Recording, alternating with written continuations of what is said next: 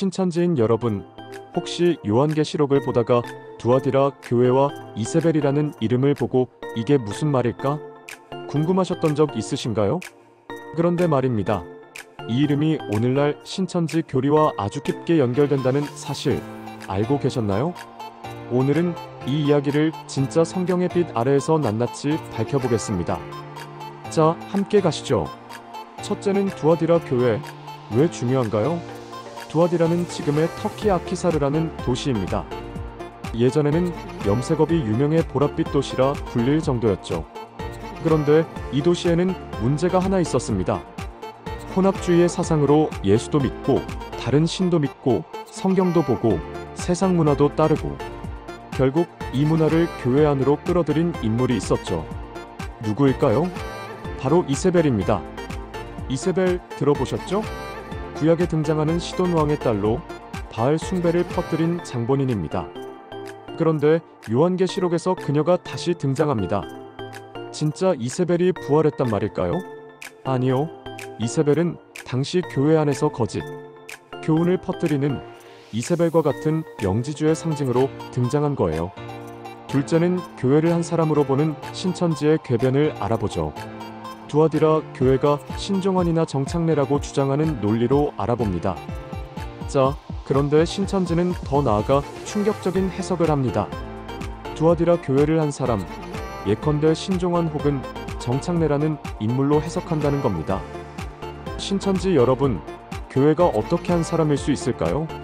교회는 헬라어로 에클레시아, 즉 부르심을 받은 자들의 공동체를 의미합니다. 신자 한 사람을 교회라 부르는 것은 성경적이지도 않고 신학적으로도 모순입니다.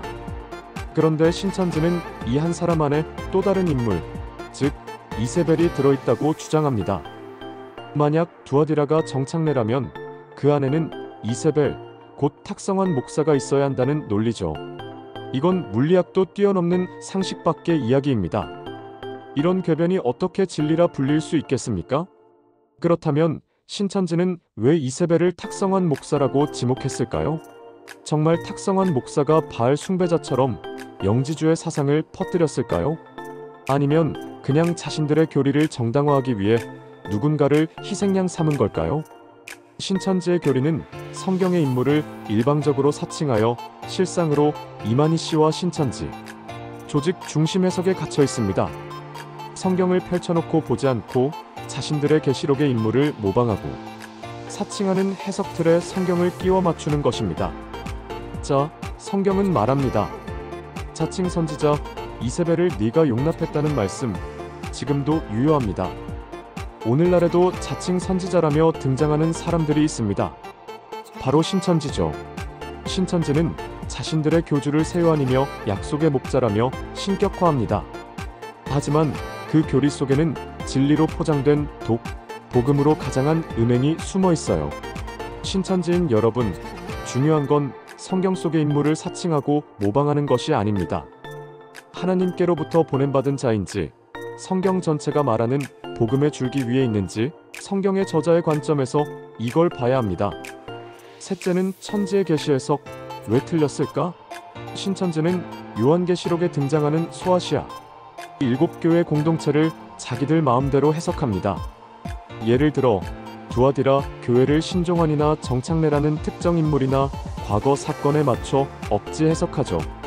이세벨도 누군가에게 갖다 붙이고요. 바로 탁성환 목사라고 하죠.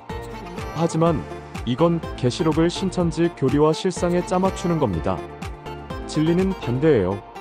진리는 성경 자체이며 저자가 기록한 시대 배경 속에서 누구에게 어떤 메시지를 보냈는지 문맥을 보고 성경에 맞춰야 합니다. 교회는 예수 그리스도의 몸이며 새 언약 교회이며 그리스도인의 모임 공동체입니다. 특정 인물이나 조직이 아닙니다. 신천지는 한 사람이 곧 교회다라는 말을 자주 쓰는데 정말 위험한 말입니다. 이건 예수님의 주권을 인간에게 넘기는 영적 쿠데타입니다. 넷째는 새벽별과 이기는 자. 그 진짜 의미는 무엇일까요? 계시록 22장 16절의 말씀에 이기는 자에게 내가 새벽별을 주리라는 약속 아닙니까? 그런데 이 새벽별 누구일까요? 바로 예수 그리스도 자신입니다. 근데 신천지는 이 새벽별을 자신들의 교주가 이기는 자로 받았다고 주장합니다. 그 말은 자기들이 예수의 자리를 대신하겠다는 말 아닐까요? 이건 교만이 아니라 신성모독입니다. 성경은 분명히 말합니다. 예수만이 영광의 빛, 새벽별이십니다. 그런데 진리는 하나입니다. 두아디라 교회는 사랑도 있었고 믿음도 있었습니다. 그런데 치명적인 실수가 있었죠. 바로 거짓 선지자 이세벨을 용납했다는 것이죠. 오늘날도 똑같습니다. 신천지가 처음엔 진리처럼 보입니다. 겉으로는 열심도 있어요. 하지만 안을 들여다보면 성경을 왜곡하고 계시록의 인물을 모방하고 사칭하여 실상이라고 하며 예수의 자리를 교주에게 넘긴 혼합주의가 있습니다. 사랑하는 신천지인 여러분, 진리는 오직 예수 그리스도입니다. 교주를 믿어서 구원이나 천국에 가는 것이 아닙니다. 오직 예수님을 믿어 구원받고 천국에 가는 것입니다. 예수님은 요한복음 14장 6절에 예수께서 가라사대 내가 곧 길이요 진리요 생명이니 나로 말미암지 않고는 아버지께로 올 자가 없느니라라고 말씀하십니다. 예수님의 진리의 말씀이 우리를 자유하게 합니다. 자칭 구원자라고 하는 이만희가 아닌 하나님의 말씀을 붙드십시오. 그리고 그 말씀 안에서 끝까지 이기는 자가 되십시오. 데오스TV 신천지 문제 연구소를 시청해 주시고 구독과 좋아요는 진리를 알리는 일에 큰 힘이 됩니다.